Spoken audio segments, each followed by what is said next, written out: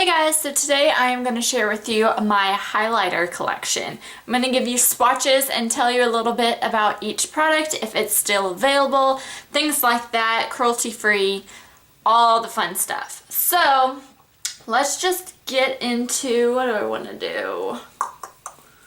We'll do one of like my oldest ones. Majority of these are higher end for the highlighters. I haven't purchased a drugstore one since I do have more of the higher end ones, but the first one is actually in my Hourglass Ambient Lighting palette, and all of these could be technically highlighters. The only one I would truly consider a highlighter is this middle shade right there called Incandescent Light. So that is a swatch of it on my finger, and then there it is on my hand. I love this for a subtle highlight. I feel like it's great for all skin types, all ages, and it's just a really gorgeous, subtle highlight. The other one is kind of more of a bronzer topper for me, and let's see if I can swatch. And that's what that shade looks like. I'm only going to do a little swatch. I would typically use that shade, and it's called Radiant Light, as a bronzer topper. And then the other shade, which is completely gone out of this Hourglass palette, is Dim Light. And some people do say that this is more of a natural, like a natural glow highlighter. I use this for when I'm doing my complete face, so it's on that finger right there, and you probably won't see it, but there is it right there. So that's just a nice highlighting powder for me. It's not very bright or highlighting. I don't know if you can see it, it's probably very faint, but I feel like it's a great topper for my foundation, and it sets it as well. The next highlighter I have is from Too Faced, and this is the Candlelight Glow in Rosy Glow. I don't remember where I got this, if this was a deluxe sample or what. I haven't reached for it too much. That is the shade right there, and then swatched, it looks like that. So this one I haven't worn too much, as I said. I combined all of those for that swatch. Let's just do the pink. There's the pink. I don't find that the pink one is as bright as the other one. And then if we wanted to just do the white side, looks like that. So these are actually perfect because you can get 3 different highlighters in this one little thing. I just haven't gravitated toward using it too much when I do highlight, so I am still going to keep it. This video isn't to declutter anything. It's just to help show me what highlighters I do have and know to reach for them more. But this was the Too Faced Candlelight Glow and Rosy Glow. The next one is part of my newer palettes, and it is the Kat Von D Alchemist Palette. I am so happy I have this. If you can still find this in stores or online, I would definitely check it out. The packaging of this is gorgeous. You get 4 highlighters in here that are about 0.05 ounces. And these are the shades. All 4 of these truly do look different. There's a green emerald, blue sapphire, ultraviolet amethyst, and a pink opal. I have used these all on my, to highlight my cheekbones. I really like the ultraviolet and the pink opal. I'll use like the blue and the green as like a eyeshadow type topper, but I don't typically use those as a highlight. But I will give you guys a swatch. These feel super creamy. This is just green emerald, and it looks like that. The pigmentation of these are beautiful. I do find that these are more pigmented and more vibrant than the Hourglass and Too Faced. I do like how smooth these Kat Von D powders are as well. I feel like the Too Faced one is a little bit more grittier and a little bit more, I don't know, I think that's the word, grittier. The next shade I'm going to swatch is this Ultraviolet Amethyst, and there's the shade right there, and there is Ultraviolet Amethyst, and I have used that on the cheekbones as well. I do use a lighter hand though when I do that one, but these you can definitely see the green and the purple. with that. Now we're going into the blue sapphire. And I love this one as an eyeshadow topper. And then the last one is pink opal, which I do reach for a lot more.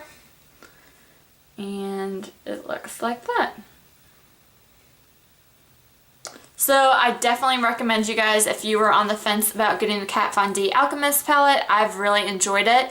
Any of these highlighter palettes that you want to see a demo or more information on, let me know down below and I can definitely do a more detailed review on these products for you, but I just wanted to give a quick overview and swatch of it. I got this from, I believe, an Ipsy box. This is the Trust Fund Beauty That Glow Though. And I honestly haven't really reached for it. It basically looks brand new in the tube. This is a cream stick highlighter. And it's more of like a peachy, doesn't look too much of like a highlighter for me, like a peachy pink. I don't know if you guys can see that, but I don't think I'm gonna reach for this actually too much, so I may end up giving this to a friend or family member, but that is in my collection at this moment. The next one I got from Ipsy as well. This is, I believe, from Ofra. I don't know what the shade is actually called, but I don't really gravitate towards this one either as much. Definitely is like a darker highlight that I could definitely use in the summertime, but I don't really typically go for that highlighter. The next one, I was like, all the buzz. I love Jaclyn Hill. This is the Becca Jaclyn Hill palette. Looks like this. I never had the Prosecco Pop or the Champagne Pop, so I was really happy. I think this is when they released the Prosecco Pop, but I never tried the Champagne Pop, and this palette just looked gorgeous. So this is what the palette looks like, and I'll give you guys a swatch. So Champagne Pop is right there. And that is Champagne Pop right there. I use Champagne Pop a lot. I absolutely love this. I love the Becca formula. I do feel like the Kat Von D though is a little bit more creamier. And then we'll go in with Prosecco Pop, which I'll put right there.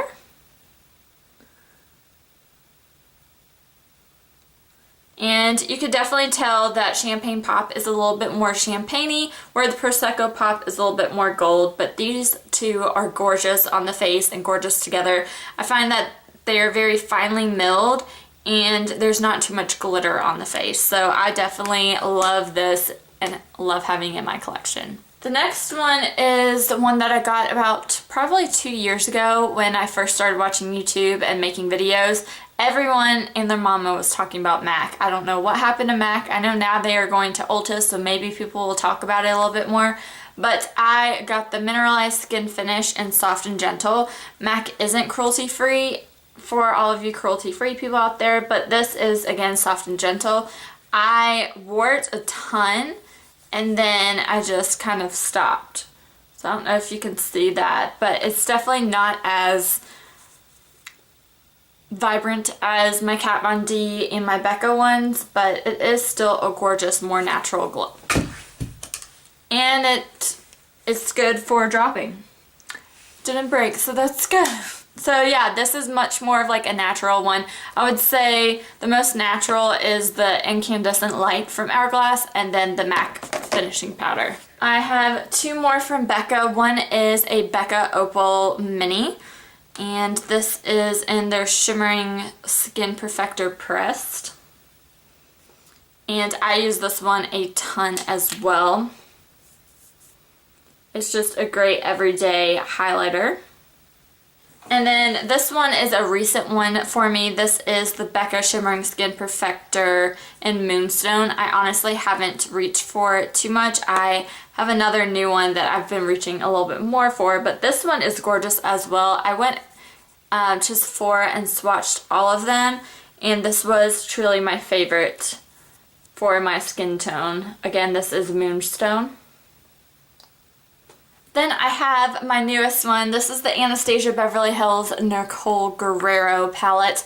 I haven't heard or ever watched of Nicole Guerrero, so I didn't just buy it because it was the fangirl kind of thing like some other people. No offense to y'all, but I didn't buy it purely for the name. I don't have any of Anastasia Beverly Hills' other palettes, and I wanted to try this one. The shades on these looked gorgeous. It definitely looked something more wearable for me. And I do have 143 on my cheekbones. I do have 143 on my cheekbones today. Really love it. I definitely think it's a great pigmented palette. I feel like when you look at it online or through YouTube, you feel like, oh wow, these are really dark, and especially since I use this 143, you wouldn't think it looks like this, but it is gorgeous. So this is 143, and it is definitely more of the darker version, more of a goldy brown, but I feel like it looks pretty natural on my skin tone.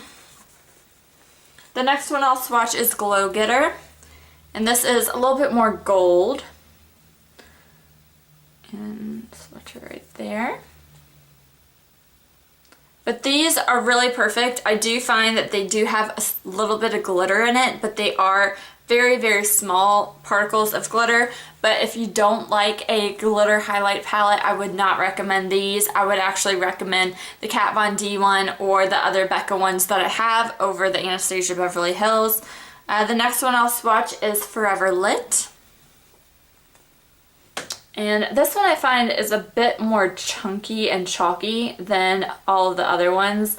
It is definitely more of a white, vibrant highlighter. Not something I wear typically all the time, but it would be really great for the days that I want something as white as that. Daydream is the next one, and this is actually my second favorite. This is more of like a peachy gold. Looks like that. I just feel like it looks beautiful. You can use this as a blush topper, and it would be even more gorgeous as a eyeshadow as well. The next one that is one of my favorites, and I feel like a lot of people's favorites, is Forever Young. And I'll swatch that right there. And that's just a perfect champagne-y kind of highlighter that is similar to some of my other highlighters. Like, I would say it's similar to maybe Champagne Pop, but I feel like it's different though. I'll swatch those two together in a minute. And then the last shade is Kitty Cat, and I'll swatch that right there. So that one's definitely more of a pinky kind of highlight. So let's swatch Forever Young against Champagne Pop just to see. So that's Forever Young. I feel like that my hand is getting like super shiny. And then Champagne Pop. So Forever Young is definitely more of a pinky kind of shade, where the Champagne Pop is definitely more of like a yellow champagne kind of color. So they're definitely not dupes. I feel like with all of these highlighters, I don't have really too many that look exactly the same. They may look similar on the cheeks, but I do find it's really fun to have a bunch of highlighters. I really do recommend you guys check this palette out. If you want to see more information on any of these highlighters, let me know down below. I'm definitely getting more into the ingredients of everything, if it's cruelty free, and really breaking down my products for my reviews. So be sure to subscribe and let me know if there's anything you guys are interested in. So thanks again for watching, and I'll talk to you in my next video. Bye!